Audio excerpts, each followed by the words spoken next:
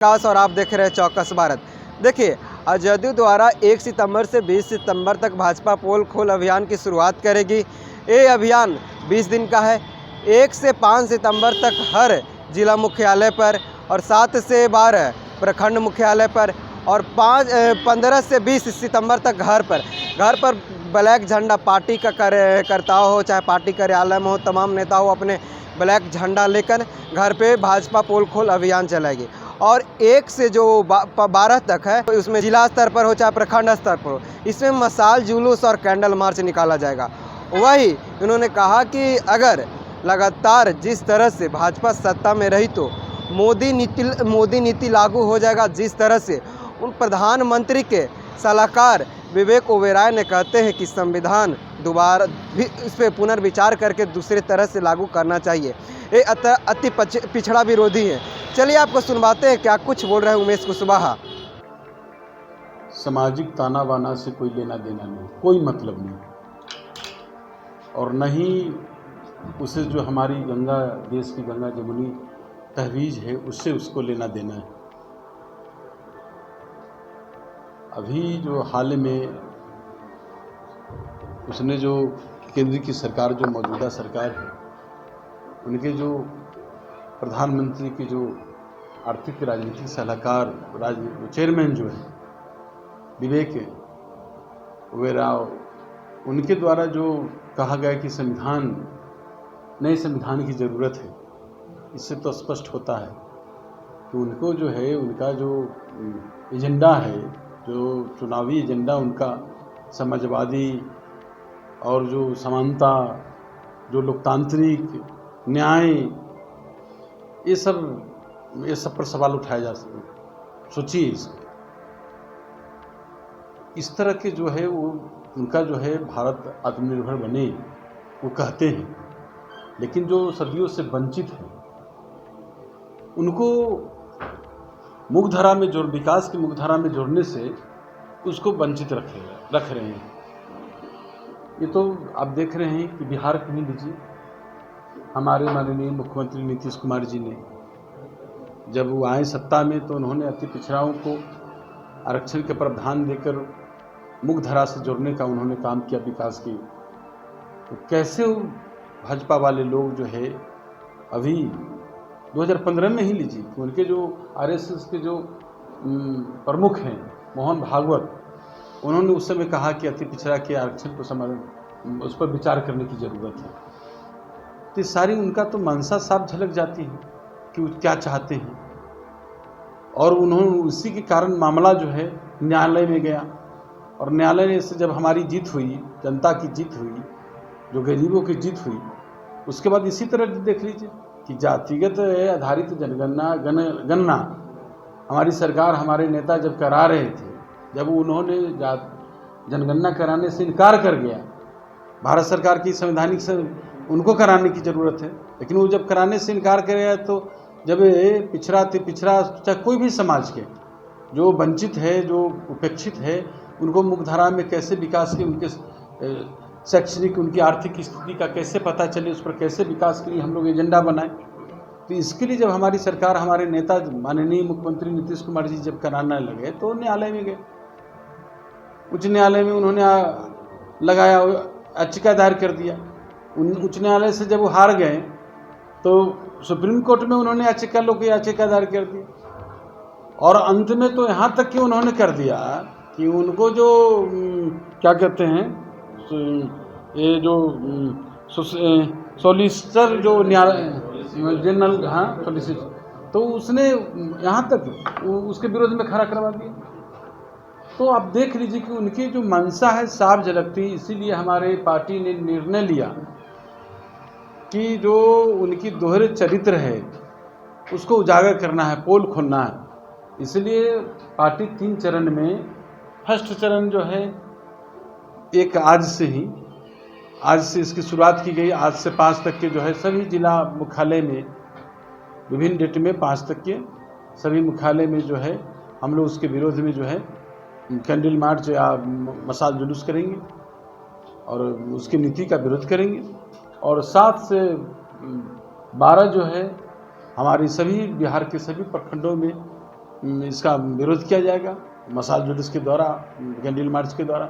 और उसके बाद जो है तीसरी चरण में जो है 15 से 20 के हम लोग काला झंडा लगा के अपने अपने कार्यकर्ता, सभी हमारे पार्टी के कार्यकर्ता और साथी जो हमारे नेता को चाहने वाले, आस्था रखने वाले सभी लोग काला झंडा लगा कर विरोध, उसकी नीति का विरोध प्रदर्शन करेंगे। ये हमारे पार्टी के द्वारा निर्णय लिया गया है और इसका हम लोग पूरा इलेक्शन की बात को आप कैसे देखते हैं?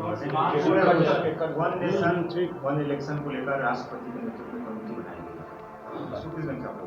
देखिए वो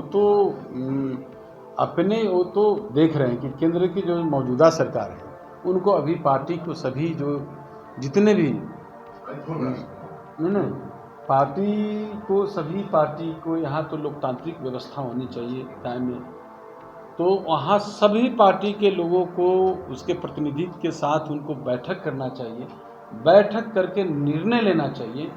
बैठक में जो सहमति बनती है, हर जगह अलग अलग जो स्टेट हैं उसकी अलग अलग उसका समस्या है, तो सबको देखते हुए सबको नज़र में रखकर चुनाव कराने की जरूरत है। एक हम अपनी राय क्या बताएंगे?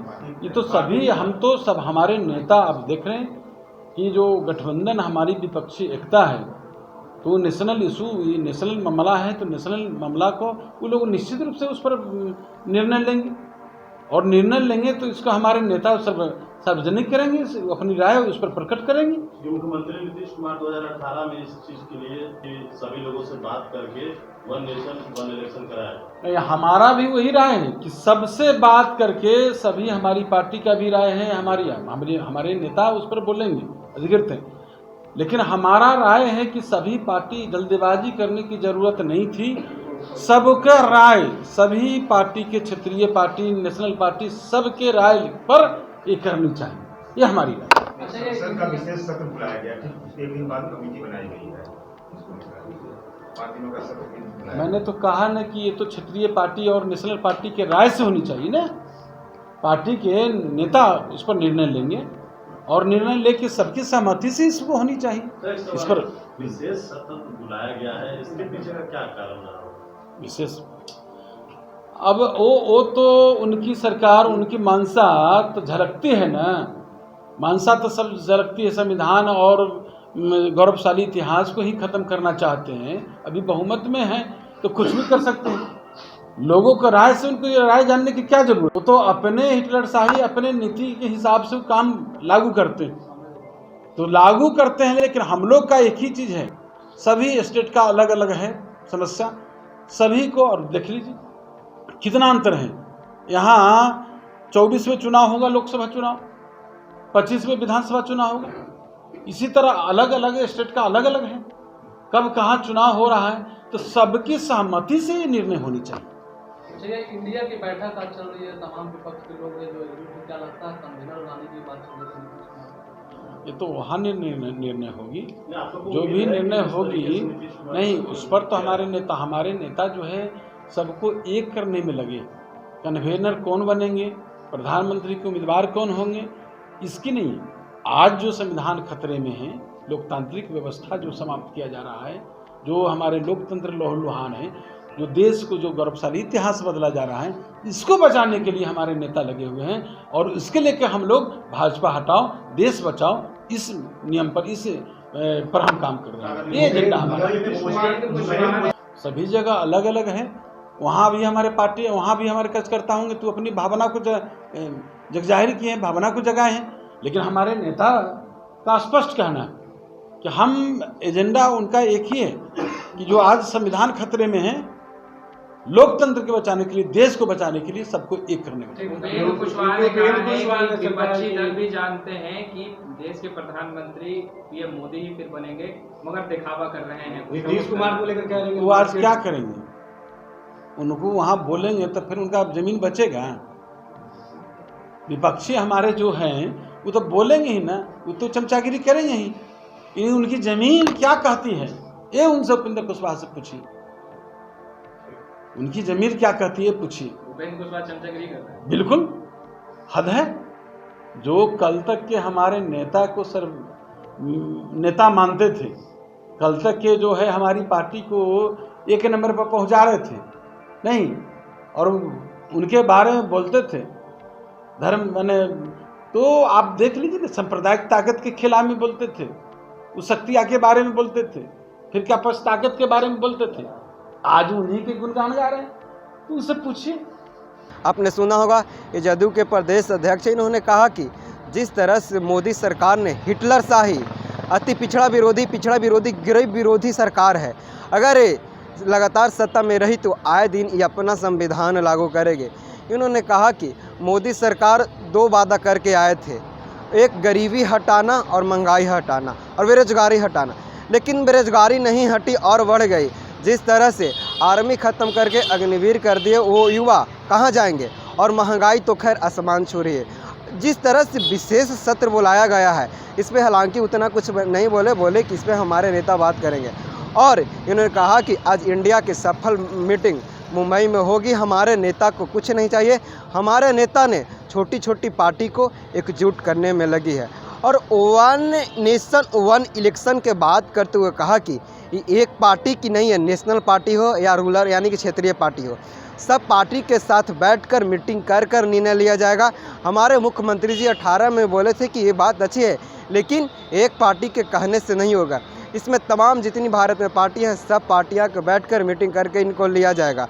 उसके बाद इन्होंने कहा कि जितने भी तमाम बिहार के मुख्यमंत्री और तमाम राज्यों के मुख्यमंत्री के साथ बैठकर निर्णय लिया जाएगा, और ये एक आदमी से नहीं होगा। इन्होंने कहा कि हर राज्य में विभिन्न टाइम में चुनाव होता है, तो कैसे संभव है, लेकिन निर्णय लेने के बाद संभव हो सकती है। फिलहाल इस खबर में इतना ही, बने रहिए अगले खबर।